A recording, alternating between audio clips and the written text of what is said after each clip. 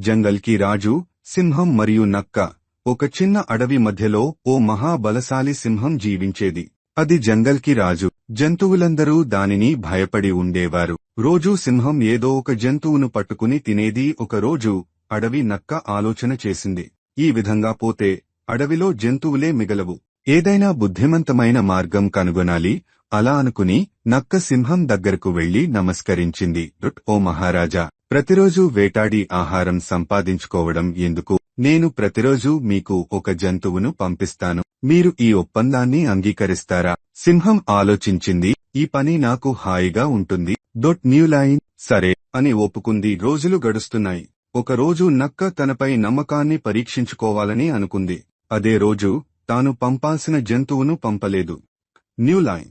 సింహం కోపంతో గర్జించింది, నాకు ఆహారం ఎందుకు రాలేదు? అప్పుడు నక్క సింహం దగ్గరకు వెళ్లి చెప్పింది, ఓ రాజా, నేను మీకోసం ఓ గొప్ప వంటకాన్ని తీసుకుని వచ్చాను. కానీ ఓ బలమైన సింహం నీ రాజ్యానికి వచ్చింది. అది నీకంటే బలవంతుడు. సింహం కోపంతో గర్జించింది. ఎవడు ఆ దుస్సాహసి? నక్క చిరునవ్వు చిందించింది. ఓ రాజా, అది నీ ముఖాన్ని చూసి భయపడి నీ నీడలో దాక్కుంది. మీరు చూడాలంటే నాతో రండి.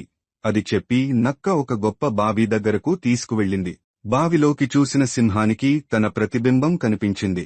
అది మరో సింహం అని భ్రమించి కోపంతో గర్జించింది. అయితే అది గర్జించినప్పుడు బావిలో ఉన్న నీటిలో అదే ప్రతిబింబం కూడా గర్జించింది. సింహం భయపడి ఆ ప్రతిబింబాన్ని చంపాలని దూకింది. అయితే అది లోపల పడిపోయి బయటకు రాలేకుండా మునిగిపోయింది.